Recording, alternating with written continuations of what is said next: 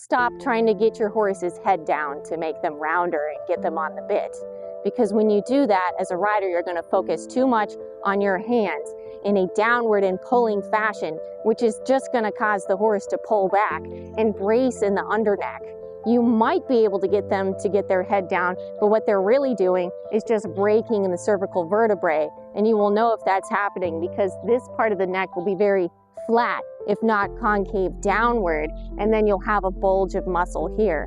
What we want to see is a nice even column of muscle along the top line of the neck and have this not be overdeveloped and bulgy. So how do we get our horses rounder and on the bit? Well, that's going to come from riding this part of the horse upward, so the part underneath the saddle, all the way through to the base of the neck.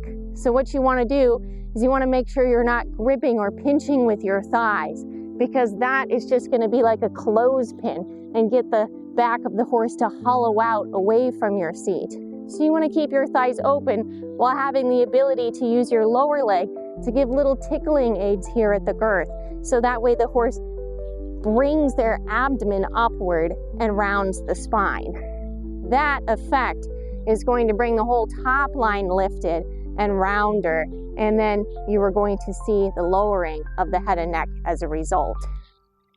And with your contact, you want that to be very receptive, ready to receive the horse to drape and come into the contact in that roundness. It's going to be the type of contact as if you were holding the horse's hand.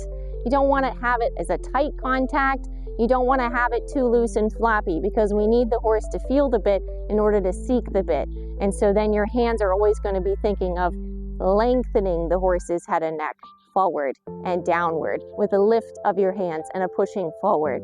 See my half halt video for more on that. Try this and see if this is going to help get your horse rounder and on the bit.